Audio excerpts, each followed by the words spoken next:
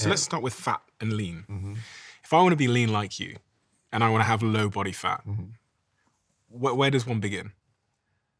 What happened with me and what I always advise people to do is start just by looking at globally from 30,000 foot view, what do you know you're doing and like not well right now? Like, are you drinking excessively? Do you end every night with, a pint of ice cream? Like, you know that you're doing some things wrong. So you make one pass at the obvious stuff and you just do it for a couple weeks, and you see how you progress. And what will normally happen is usually those are the most offending, they're the biggest offenders when it comes to nutrition, that you will notice some quick weight loss when you stop it. What do you think are some of the offenders that we don't realize are offenders? I've had so many in my life, even like ketchup, and Yeah. I thought white rice was great. Yeah, I mean, white rice is actually, there's a place for carbohydrates in people's diets, I believe, but you have to have a healthy respect for them because they're the most likely to be overeaten. Like the desire to eat 5 steaks is not there for most of us. Like but you could pound a whole plate full of rice and then some, or pasta and then some, because they are much more chemically pleasing to the body. So I think people need to be cautious of overconsumption of carbohydrates, and they're not aware of portion sizes really impacting them, because they'll say, "No, I had rice and pasta," and I would say I have rice and pasta too every day, but like I probably don't eat as much as that person does. So portion sizes, when it comes to that, is one of the areas people do not have a good awareness about. The kind of hidden offenders. I mean, there's sugar in a lot of things that is used just to make these things more appealing, especially like yogurts. Right? People will have, fruit on the bottom yogurt, but it's like loaded with sugar. Or my first experience was oatmeal. I was reading the bodybuilding magazines in my teens that every bodybuilder ate oatmeal in the morning. So of course I was buying Quaker Oats, but I was buying those little packets, and they have brown sugar in the bottom, and it's like they were loaded with sugar. They were not the equivalent of Quaker Oats from a canister. And so here I'm thinking I'm doing something right, but I'm not, because there was more sugar in that than there was in a bag of, or in a bowl of Trix cereal. What do you look for on the package? I always look for sugar and fat. That's what I look for. So, dietary fat, there are 9 calories per gram of fat versus 4 calories per gram of protein or carbohydrate. They're much more calorie dense foods. So when you have fats on your plate in any way, shape, or form, calorically that dish is going to increase pretty quickly. So you have to be mindful of them if you want to lose weight and achieve a hypocaloric state. To get there, you're gonna have to take in fewer calories than you're burning. That's why I would look at fat content, but sugar is just really not necessary. It's just one of those things that our bodies do not need, and tends to be too inviting to the point where people have a hard time stopping eating sugar. So I think that's one of the fastest ways to get yourself on track is to try to minimize the sugar content in a food. And then I look for protein, because I think that protein has a lot of benefits in terms of improving that ratio of fat to lean muscle, and also for its ability to satiate you. So if you're eating a higher protein food, you're likely going to find yourself feeling satisfied and full faster than if it's just a carbohydrate-based meal. So those are the 3 things that I look at every time I turn a label around: protein, sugar, and fats. And what does your diet look like?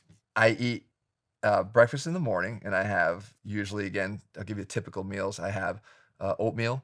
I even put like some pumpkin in the oatmeal itself, some canned pumpkin, just for some additional vitamins and minerals. Protein shake, and maybe some egg whites. So I get good amounts of protein.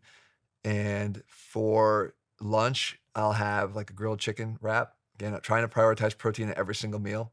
And I'll try to have a Greek yogurt that has limited sugar in it. Then I'll have a protein shake usually after work, only because I know that when I get done with work, usually at 6 o'clock, I come home, the kids are there, they want to play. I wind up just having something to tide me over, realizing that my dinner is going to occur later at night after my workout. What happens, though, is that workout occurs at around 10:30 to 11 o'clock at night. So dinner happens at around midnight for me. That's always, again, based around a protein first, so usually chicken or steak or fish, and then fibrous carbohydrates. So it's going to be something like I like edamame. It's it has good protein in it, and I'm not fearful of the soy protein that's there, especially in that limited amount. Broccoli, and then I have my starchy carbohydrates, which my favorite of all time is sweet potatoes. So I'll have sweet potatoes or pasta or both. I'm still shocked that you're eating dinner at midnight. Yeah. And so what time do you train? So I train around 10:30 or 11 until around quarter to 12 or so. Is that suboptimal? It's it's only optimal because it's when I can consistently do it. Okay. If I could change that, I would probably work out at 5 PM, but I always find that there's still work going on. People still need me at that point in the day. Why not the morning? I have a very difficult time waking up. I'm one of those people that act like a zombie for probably 15 minutes before I'm feeling ready to go. I'm very much the same. I Mhm. probably eat a bit too late, I train a bit too late, etc.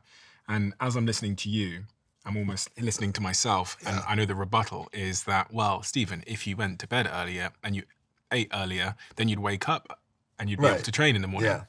Well, how do you feel when you wake up? Do you feel energetic as soon as you wake up, or do you feel No. yeah, I'm very similar to you. I wake up late. yeah, And if I wake up late, then I feel fine. But if you try and wake me up at 7 o'clock, the chances are that I went to bed maybe at midnight or 1 a.m. So there's not enough sleep taking place there. But having worn this Whoop for a while, who are a sponsor, I'm an Yeah. investor in the company, #ADA, #ASA. One of the things I came to learn was that when I eat close to the time I go to sleep, my body isn't actually asleep because I could see my resting heart rate so high through the night. So Yeah. my body's actually just working on the food, so Mhm. it's not restoring Mhm. my body. So one of my goals for this year is to try and not eat after 9 p.m.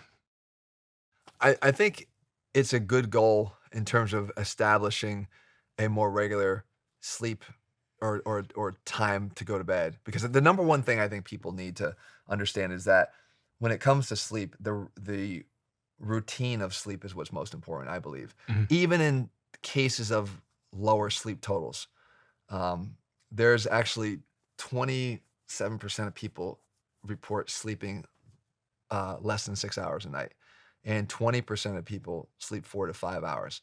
I actually fall into the category of sleeping probably 5 to 6 hours most nights because I get to bed late and I get up around 7 o'clock each morning. Do you sleep track? I don't sleep track. I did for a while. I don't sleep track. I actually, I've tracked my cortisol levels, and my levels of cortisol have actually improved even as my total sleep time has diminished. Mhm. Now, there is, and I hold on to this as a possibility, but I haven't tested myself. There are two genes that are actually responsible for uh, short sleeper syndrome. In other words, where you can get away with less sleep because it optimizes gene expression for wakefulness Mhm. and brainstem activity that allows you to wake up easier. And the downside to that is that only 1 to 3% of the population has that. So unless I got really lucky in terms of that, then I might be, playing a game that I ultimately can't win. Mhm. But I think that there is a possibility that some people can operate better on lower sleep totals than others. On this point of being lean, one of the things people are most obsessed with getting rid of is lower belly fat. This Yeah. stubborn belly fat that occurs right Right there. on our little mannequin here. You don't have a pouch. That's what we call it. Me and my friends, we call Yeah. it a pouch. We can be, very lean elsewhere, Uh-huh. but still have a little bit of a pouch there. Some people think doing sit-ups is the way to get rid of that stubborn belly fat. What is the answer in your view? Is the level of strictness of nutrition. And when I mean the level of strictness, it's not just in the foods that you choose, but the consistency with which you choose them. So how long can you sustain this really clean diet? And I hate the word clean diet because usually when people say they eat clean, it's actually the first thing, it's a red flag that they don't. Mhm. But I think it comes from having a sustained ability to eat in a very restricted way. When men put on body fat, that is the first place to go on and the last place to come off.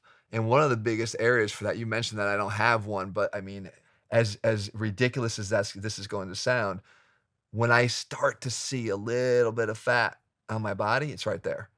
And it's because that is the absolute first place to go on. The shamefulness of how your body does this and what it does to us is that it kind of works from this top-down approach. Like, you'll lose fat first from here, and then it kind of goes down, and the last place is here. So it works in this top-down approach. Well, by the time you get all the way down there, you've lost the fat in your face, you've lost the fat in your neck. So, like, I sometimes I look at myself in the mirror, I'm like, man, you're gaunt, and I hate the way that my face gets sort of caved in. But it's sometimes the price that you pay in terms of maintaining a lean physique, especially naturally, because that's how your body starts to lose fat. And especially as you age, you start to lose collagen and skin thickness. So it's even more of a challenge. But this top-down approach is sometimes good because it allows you to start to see like the upper row abs underneath the chest. Or so when you start to get into better shape, you might have noticed this yourself, you start to see like, okay, my lower chest isn't as saggy anymore. It's actually starting to take some shape. Well, what's cool is that's actually that little spark of motivation that like, I want to keep going. I can see the top ab. Right. I can see the top ab. Like, there it is. I can see, I have them, I actually have them. I got a 2-pack, but I have them. Well, you continue down that path. Sometimes you sharpen up the diet a little bit more. Sometimes you take one extra night of, socializing or drinking out of the schedule, and you start to see it, go even lower, and you start to get that second row of abs. Then it becomes a question of how motivated you are to actually just continue and what level of sacrifice is required or is worth it to you to continue. And that's the caveat that I always say. I mentioned early on, like, is it that important to you? Because I could tell you that at 10, 11, 12% body fat, you're going to look amazing and you're going to look better than 98% of all men. So whether you have that little tiny, area of fat around your waist, you're still going to have your abs. You're still going to have defined shoulders and arms and, some veins popping out in other places. Like, is that good enough so that you experience the health benefits you already would you be there? Aesthetically, you're probably really happy with where you are now compared to where you came from, and you still get to live a life that's not as filled with sacrifice to get there. And that's the battle people have to wage and ask themselves, how worth it is it to me? Is the game of weight loss basically calories in, calories out? I just need to have less calories than I burn. Yes and no. So to lose weight, you're going to need to be in a calorie deficit.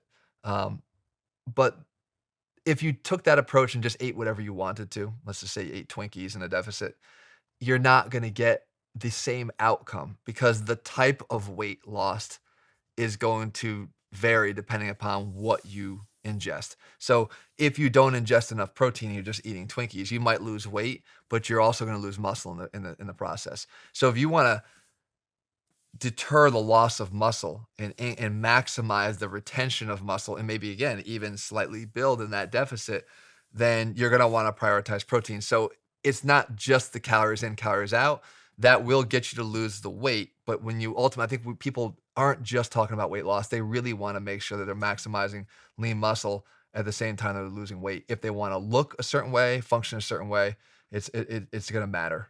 If you love the Diary of a CEO brand and you watch this channel, please do me a huge favor. Become part of the 15% of the viewers on this channel that have hit the subscribe button. It helps us tremendously, and the bigger the channel gets, the bigger the guests.